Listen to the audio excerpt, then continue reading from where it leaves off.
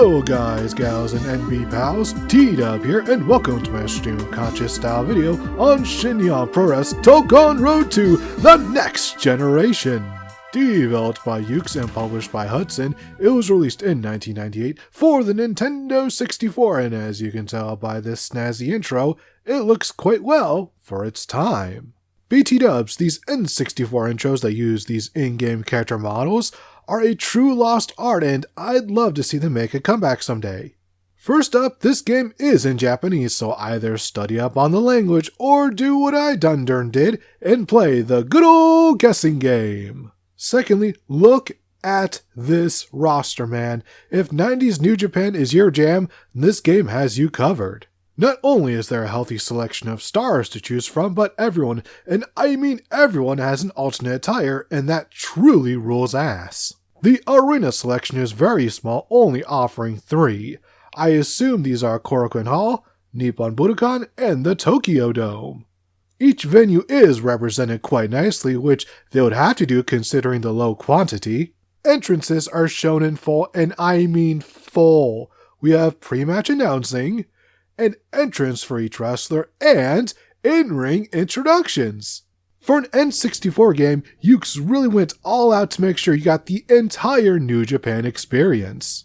The only downside is that the themes are MIDI-fied, but at the cost of everyone getting a proper theme, I'll take it.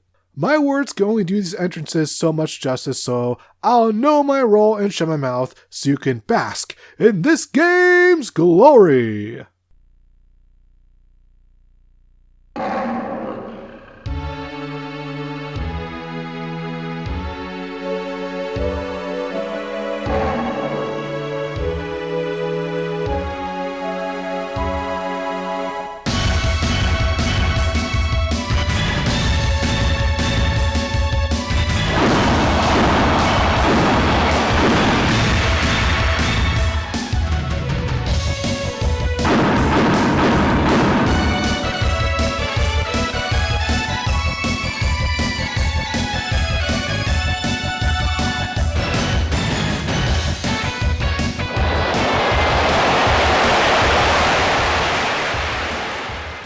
And now for the gameplay. It's perfectly serviceable, definitely better than what we got in WCW Mayhem, that much is for sure.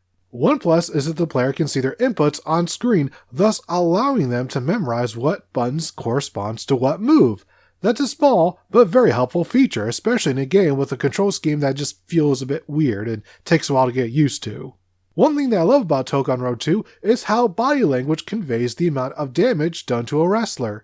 As they take more damage, they'll become more wibbly-wobbly when they're groggy, and while it might look cartoony, I personally love it, and this won't be the last game for YUKE'S to use this type of mechanic. My favorite part of the gameplay is the fact that when a wrestler gets a rope break during a submission, the referee will not only start a 5 count, but they'll call out the wrestler by name.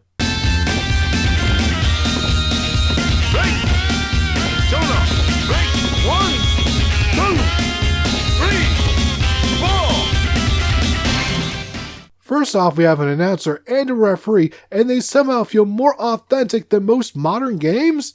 YUKE'S was on a different level back in '98. One of my favorite things to do in Tōhkon Road 2 is to simulate matches.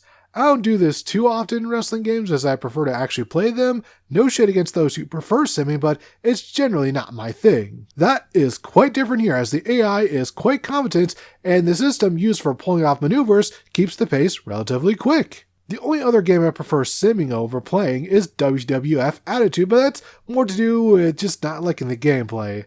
However, that's a tale for a different time. For now, that's all I have to say regarding Shinyan Pro Wrest Tōhkon Road 2, and it can be a rather fun time if you're a fan of 90s New Japan. If not, then maybe importing this game from Japan won't be the best time in the world for you.